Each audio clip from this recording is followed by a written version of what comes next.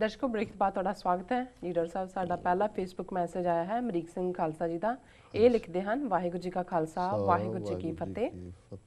ਪੰਜਾਬ ਦੇ ਚੱਪੇ ਚੱਪੇ ਤੇ ਦਹਿਸ਼ਤਗਰਦੀ ਦਾ ਮਾਹੌਲ ਆਏ ਦਿਨ ਵੱਧ ਰਿਹਾ ਹੈ। ਕਿਸੇ ਜ਼ਿਲ੍ਹੇ ਸ਼ਹਿਰ ਪਿੰਡ ਦੀ ਗੱਲ ਲੈ ਲਵੋ, ਹਰ ਜਗ੍ਹਾ ਨਸ਼ਾਖੋਰੀ, ਕਤਲ, ਲੁੱਟ ਖੋਹ, ਅਪਹਰਨ, ਬਲਾਤਕਾਰ ਦੀਆਂ ਲਾਹਨਤਾਂ ਨੇ ਆਮ ਲੋਕਾਂ ਦੇ ਜ਼ਿੰਦਗੀ ਦੇ ਹਰ ਪਲ ਨੂੰ ਡਰ ਅੰਦਰ ਜਿਉਣ ਲਈ ਮਜਬੂਰ ਕੀਤਾ ਹੈ।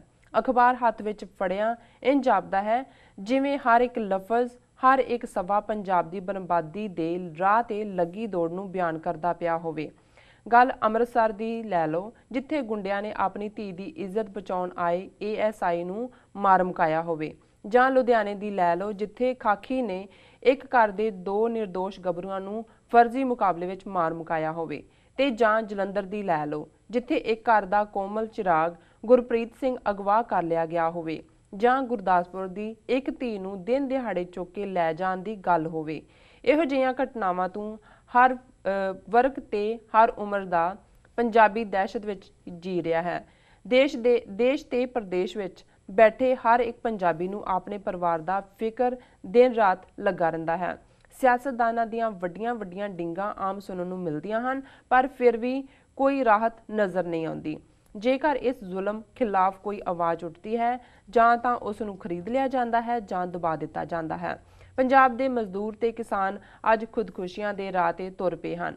ਇਸ ਧਰਤੀ ਦਾ ਜ਼ਰਾ ਅੱਜ ਖੂਨ ਦੇ ਹੰਝੂ ਰੋ ਰਿਹਾ ਹੈ ਤੇ ਆਪਣੇ ਜਾਏ ਪੰਜਾਬੀ ਪੁੱਤਾਂ ਨੂੰ ਇੱਕ ਸਵਾਲ ਪੁੱਛ ਰਿਹਾ ਹੈ ਕਿ ਹੋਰ ਕਿੰਨਾ ਕੁ ਸਮਾਂ ਸੁੱਤੇ ਰਹਿਣਾ ਹੈ, ਕਦੋਂ ਤੱਕ ਆਪਣੀ ਮਾਂ ਦੀ ਹਿੱਕ ਤੇ ਹੋ ਰਹੇ ਇਸ ਦਹਿਸ਼ਤ ਦੇ ਨਾਚ ਨੂੰ ਅੱਖਾਂ ਬੰਦ ਕਰਕੇ ਅੱਖੋਂ ਪਰੋਖੇ ਕਰਨਾ ਹੈ। ਕਿ ਅੱਜ ਕੋਈ ਨਹੀਂ ਜੋ ਆਪਣੀ ਮਿੱਟੀ ਦੇ ਕੀਤੇ ਉਪਕਾਰਾਂ ਦਾ ਮੁੱਲ ਮੋੜ ਸਕੇ। ਸੂਰਮੇ ਪੰਜਾਬੀਓ, ਉੱਠੋ, ਜਾਗੋ, ਆਪਣੇ ਪੁਰਖਿਆਂ ਦੇ ਇਤਿਹਾਸ ਨੂੰ ਮੁੜ ਦੁਹਰਾਉਣ ਦਾ ਵੇਲਾ ਆ ਗਿਆ ਹੈ। ਮਤ ਸੋਚੋ ਕਿ ਜੰਗਲ ਦੀ ਅੱਗ ਅਜੇ ਤੁਹਾਡੇ ਤੋਂ ਦੂਰ ਹੈ। ਜੋ ਅੱਜ ਦੂਜਿਆਂ ਨਾਲ ਵਾਪਰ ਰਿਹਾ ਹੈ, ਕੱਲ ਤੁਹਾਡੇ ਨਾਲ ਹੋ ਸਕਦਾ ਹੈ। ਆਪੋ ਆਪਣੇ ਫਰਜ਼ ਨੂੰ ਸਮਝਦੇ ਹੋਏ ਆਪੋ ਆਪਣੇ ਪਿੰਡਾਂ ਸ਼ਹਿਰਾਂ ਤੋਂ ਮੁਹਿੰਮ ਚਲਾਓ, ਨਹੀਂ ਤਾਂ ਤੁਹਾਡੀ ਸਭ ਦੀ ਆਉਣ ਵਾਲੀ ਨਸਲ ਨੇ ਦਹਿਸ਼ਤ ਦੇ ਇਸ ਪਿੰਜਰੇ ਵਿੱਚ ਤੜਫ ਕੇ ਮਰਨ ਲਈ ਮਜਬੂਰ ਹੋ ਜਾਣਾ। ਵਾਹਿਗੁਰੂ ਸਮਤ ਬਖਸ਼ੇ, ਇਸ ਧਰਤੀ ਵਿੱਚੋਂ ਫਿਰ ਅਮਨ, ਬੇਖੌਫ ਮਾਹੌਲ ਤੇ ਪਿਆਰਾਂ ਦੀ ਖੁਸ਼ਬੂ ਆਉਣੀ ਸ਼ੁਰੂ ਹੋਵੇ। ਜੀ ਡਾਕਟਰ ਸਾਹਿਬ। ਵੀਰ ਅਮਰੀਕ ਸਿੰਘ ਖਾਲਸਾ ਜੀ ਦਾ ਬਹੁਤ ਧੰਨਵਾਦ। ਉਹਨਾਂ ਨੇ ਸਾਨੂੰ ਫੇਸਬੁੱਕ ਰਾਹੀਂ ਇਹ ਮੈਸੇਜ ਭੇਜਿਆ ਜੀ। ਅੱਜ ਹੀ ਸਾਨੂੰ ਮਿਲਿਆ, ਪਰ ਇਸ ਦੀ ਜ਼ਬਾਨ ਲਿਖਤ ਔਰ ਇੰਨਾ ਪਾਵਰਫੁਲ ਸੀ ਕਿ ਮੈਂ ਰਜਿਸਟ ਨਹੀਂ ਕਰ ਸਕਿਆ। ਦੇਖਦੇ ਹਾਂ, ਤੁਹਾਨੂੰ ਕਿਹਾ ਵੀ ਇਹਨੂੰ ਤੁਸੀਂ ਅੱਜ ਹੀ ਪੜ੍ਹੋ ਜੀ।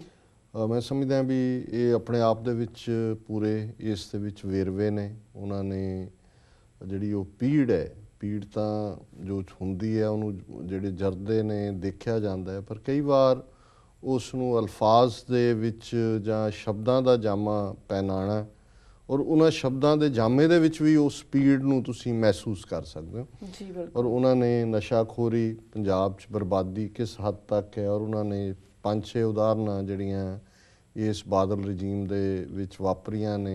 ASI ਦੀ ਬੱਚੀ ਜਿਸ ਨੂੰ ਇਹ ਗੁੰਡਾ ਅਕਾਲੀਆਂ ਦਾ ਤੰਗ ਕਰਦਾ ਸੀ, ਬਾਪ ਜਿਹੜਾ ਬੇਬਸ ਵਾਰਨਿੰਗ ਦਿੰਦਾ ਰਿਹਾ ਆਇਆ, ਉਸ ਦੇ ਗੋਲੀਆਂ ਦਾ ਸ਼ਿਕਾਰ ਹੋਇਆ। ਕਿਵੇਂ ਇਸ ਖਾਕੀ ਨੇ, ਹੁਣ ਇਹ ਖਾਕੀ ਕਿਉਂਕਿ ਪੁਲਿਸ ਦੀ ਯੂਨੀਫਾਰਮ ਹੈ, ਰਿਪਰੈਜ਼ੈਂਟ ਕਰਦੀ ਹੈ ਜ਼ੁਲਮ ਨੂੰ ਜੀ। ਕਿਵੇਂ ਉਹਨੇ 2 ਦਲਿਤ ਗੱਭਰੂਆਂ ਨੂੰ ਜ਼ਿਲ੍ਹਾ ਲੁਧਿਆਣਾ 'ਚ ਮਾਰਿਆ, ਕਿਵੇਂ ਜਲੰਧਰ ਅਗਵਾ ਕੇਸ ਹੋਇਆ, ਗੁਰਦਾਸਪੁਰ 'ਚ ਬੱਚੀ ਨੂੰ ਜਿਹੜਾ ਉਹ ਚੁੱਕਿਆ ਗਿਆ। ਔਰ ਉਹਨਾਂ ਨੇ ਕਿਹਾ ਵੀ ਇਹ ਅੱਜ ਜੋ ਹਾਲਾਤ ਬਣੇ ਨੇ ਦੇਸ਼ ਪ੍ਰਦੇਸ਼ 'ਚ, ਜਿੱਥੇ ਵੀ ਆਪਣੇ ਵੀਰ ਭੈਣਾਂ ਬੈਠੇ ਨੇ ਪੰਜਾਬ ਦੀ ਧਰਤੀ 'ਤੇ, ਉਹ ਫਿਕਰਮੰਦ ਨੇ ਕਿ ਉਹਨਾਂ ਦੇ ਪਰਿਵਾਰਾਂ ਦੀ ਸੁਰੱਖਿਆ ਕੋਈ ਨਹੀਂ ਹੈ। ਔਰ ਜਿਨ੍ਹਾਂ ਦੇ ਜ਼ਿੰਮੇ ਹੈ ਕਿ ਉਹਨਾਂ ਨੇ ਲਾ ਐਂਡ ਆਰਡਰ ਲਾਗੂ ਕਰਨਾ ਹੈ ਜਾਂ ਉਸ ਦੇ ਹਾਫਿਜ਼ ਨੇ, ਉਹ ਡੀਂਗਾ ਮਾਰ ਰਹੇ ਨੇ। ਡੀਂਗਾਂ ਦਾ ਕੰਮ ਹੈ, ਰਾਹਤ ਨਾਂ ਦੀ ਕੋਈ ਚੀਜ਼ ਨਹੀਂ ਹੈ ਜੀ। ਔਰ ਕੁਛ ਜਿਹੜੇ ਨੇ ਉਹ ਖਰੀਦੇ ਜਾਂਦੇ ਨੇ, ਜੇ ਕੋਈ ਆਵਾਜ਼ ਉਠਾਉਂਦਾ ਹੈ, ਕੁਛ ਡਰਾ ਲਏ ਜਾਂਦੇ ਨੇ। ਲੋਕ ਜਿਹੜੇ ਨੇ ਉਹ ਖੂਨ ਦੇ ਹੰਝੂ ਰੋ ਰਹੇ ਨੇ। ਔਰ ਫਿਰ ਅਖੀਰ 'ਚ ਉਹਨਾਂ ਨੇ ਇਹੀ ਵੰਗਾਰ ਪਾਈ ਹੈ ਕਿ ਭਾਈ ਕਦੋਂ ਤੱਕ ਸੁੱਤੇ ਰਹੋਗੇ। ਅਖੀਰ ਜਿਹੜਾ ਇਸ ਮਿੱਟੀ ਦੇ ਸੂਰਮਿਓ ਉੱਠੋ ਔਰ ਪੁਰਖਿਆਂ ਦੇ ਇਤਿਹਾਸ ਨੂੰ ਦੁਹਰਾਓ। ਉਹਨਾਂ ਨੇ ਇੱਕ ਗੱਲ ਬੜੀ ਚੰਗੀ ਕਹੀ, ਮੈਂ ਸਮਝਦਾ ਵੀ ਇਸ ਨੂੰ ਅਸੀਂ ਗੁਰਬਾਣੀ ਦੇ ਆਧਾਰ 'ਤੇ ਵੀ ਜਿਹੜਾ ਜਦੋਂ ਇਹ ਕਹਿੰਦੇ ਹੈ, ਭਗਤ ਕਬੀਰ ਜੀ ਦੇ ਸ਼ਬਦ ਅਕਸਰ ਮੈਂ ਜਿਹੜਾ ਕੋਟ ਕਰਦਾ ਕਿ ਜੋ ਪਾੜੋਸੀ ਕੇ ਹੁਆ ਤੂੰ ਆਪਣੇ ਹੀ ਜਾਨ, ਕਿ ਵੀ ਜਿਹੜੀ ਗੱਲ ਗੁਆਂਢੀਆਂ ਦੇ ਨਾਲ ਹੋਈ ਹੈ ਉਹ ਸਮਝ ਤੇਰੇ ਨਾਲ ਹੀ ਹੋਈ ਹੈ, ਕਿਉਂਕਿ ਸੂਨਰ ਔਰ ਲੇਟਰ ਉਹਨਾਂ ਨੇ ਜੰਗਲ ਦੀ ਅੱਗ ਦਾ ਮੈਟਾਫਰ ਇਸਤੇਮਾਲ ਕੀਤਾ ਹੈ ਕਿ ਜਦੋਂ ਅੱਗ ਲੱਗਦੀ ਹੈ ਭਾਵੇਂ ਸ਼ੁਰੂਆਤ ਕਿੱਥੋਂ ਹੁੰਦੀ ਹੈ ਬਟ ਅਲਟੀਮੇਟਲੀ ਜਿਹੜਾ ਫਿਰ ਕੋਈ ਹਰਿਓ ਬੂਟ ਰਹੇ ਹੋ ਰਹੀ ਜਦੋਂ ਇਹ ਜੰਗਲ ਦੀ ਅੱਗ ਫੈਲਦੀ ਹੈ ਤੇ ਇਹ ਇੰਨੀ ਤੇਜ਼ੀ ਨਾਲ ਫੈਲਦੀ ਹੈ ਕਿ ਹਰ ਚੀਜ਼ ਨੂੰ ਐਨਗਲਫ ਕਰ ਲੈਂਦੀ ਹੈ ਆਪਣੇ ਆਪ, ਕੁਝ ਵੀ ਉਹਦੇ 'ਚ ਬਚਦਾ ਨਹੀਂ ਹੈ। ਸੋ ਉਹਨਾਂ ਨੇ ਇਹ ਕਿਹਾ ਕਿ ਭਾਈ ਜੇ ਫਿਰ ਵੀ ਤੁਸੀਂ ਜਾਂ ਸਾਡੀਆਂ ਪੀੜ੍ਹੀਆਂ ਨੇ ਤੜਫ ਤੜਫ ਕੇ ਮਰਨਾ, ਇਹਦੇ ਕੋਲੋਂ ਬਿਹਤਰ ਹੈ ਕਿ ਸੂਰਮਿਆਂ ਦੀ ਤਰ੍ਹਾਂ ਉੱਠੀਏ ਔਰ ਇਸ ਸਾਰੇ ਮਾਹੌਲ ਨੂੰ ਬਦਲੀਏ, ਇਸ ਨੂੰ ਚੇਂਜ ਕਰੀਏ। ਵੈਸੇ ਵੀ ਜਦੋਂ ਅਸੀਂ ਕੁਦਰਤ ਦੇ ਜਿਹੜੇ ਦੇਖਦੇ ਹਾਂ ਉਸ ਦੇ ਅਸੂਲ ਜਾਂ ਕੁਦਰਤ ਦਾ ਵਰਤਾਰਾ, ਉਹਦੇ 'ਚ ਤਾਂ ਇਹੀ ਹੁੰਦਾ ਹੈ ਜਦੋਂ ਈਵਨ ਇਹਨਾਂ ਨੇ ਸੰਸਕ੍ਰਿਤ ਦੇ ਵਿੱਚ ਵੀ ਇਹ ਸ਼ਲੋਕ ਪਾਇਆ ਕੱਢ ਕੇ ਕਿ ਜੀ ਅਤੀ ਸਰਵਤਰ ਵਰਜਿਤ, ਕਿ ਜਿਹੜੀ ਅੱਤ ਹੁੰਦੀ ਹੈ ਹਰ ਪਾਸੇ ਇਸ ਨੂੰ ਵਰਜਿਆ ਜਾਂਦਾ ਹੈ, ਕਿਉਂਕਿ ਸਾਡੀ ਪੰਜਾਬੀ 'ਚ ਇਸ ਨਾਲੋਂ ਵੀ ਜ਼ਿਆਦਾ ਪ੍ਰੋਫਾਊਂਡ ਸਟੇਟਮੈਂਟ ਹੈ ਜਦੋਂ ਅਸੀਂ ਇਹ ਕਹਿੰਦੇ ਹਾਂ ਕਿ ਅੱਤ ਦਾ ਅਤੇ ਰੱਬ ਦਾ ਵੈਰ ਹੁੰਦਾ ਹੈ, ਜਾਂ ਰੱਬ ਦਾ ਅਤੇ ਅੱਤ ਦਾ ਵੈਰ ਹੁੰਦਾ। ਇਹ ਦੋਵੇਂ ਚੀਜ਼ਾਂ ਟੂਗੈਦਰ ਨਹੀਂ ਰਹਿੰਦੀਆਂ ਜੀ। ਔਰ ਸਾਡਾ ਸਾਰਾ ਜਿਹੜਾ ਈਵਨ ਰੂਹਾਨੀਅਤ ਨਾਲ ਭਰਿਆ ਇਤਿਹਾਸ ਵਿਰਸਾ ਹੈ, ਅਸੀਂ ਈਵਨ ਜ਼ੁਲਮਾਂ ਦੀ ਗੱਲ ਕਰਦੇ ਹਾਂ, ਗੁਰੂ ਨਾਨਕ ਸਾਹਿਬ ਦੇ ਪ੍ਰਕਾਸ਼ ਦੀ ਜਿਹੜੀ ਤੋਂ ਪਹਿਲਾਂ ਕੀ ਹਾਲਾਤ ਨੇ, ਔਰ ਫਿਰ ਜਿਵੇਂ ਭਾਈ ਗੁਰਦਾਸ ਬਿਆਨਦੇ ਨੇ ਕਿ ਭਾਈ ਅਕਾਲ ਪੁਰਖ ਦੇ ਚਰਨਾਂ 'ਚ ਅਰਦਾਸ ਹੋਈ ਅਤੇ ਅਰਦਾਸ ਦਾ ਹੀ ਫਿਰ ਸੀ ਕਿ ਸੁਣੀ ਪੁਕਾਰ ਦਾਤਾਰ ਪ੍ਰਭ ਗੁਰੂ ਨਾਨਕ ਜਗ ਮਾਹੇ ਪਠਾਇਆ, ਕਿ ਵੀ ਉਸ ਨਿਰੰਕਾਰ ਨੇ ਲੁਕਾਈ ਦੀ ਜਿਹੜੀ ਹਨੇਰੇ 'ਚ ਹੈ, ਦੁੱਖਾਂ 'ਚ ਹੈ, ਪੁਕਾਰ ਨੂੰ ਸੁਣਿਆ ਔਰ ਗੁਰੂ ਨਾਨਕ ਜਿਹੜੇ ਨੇ ਉਹਨਾਂ ਨੂੰ ਇਸ ਧਰਤੀ ਦੇ ਉੱਤੇ ਭੇਜਿਆ, ਪਠਾਇਆ ਹੁੰਦਾ ਭੇਜਣਾ ਜੀ।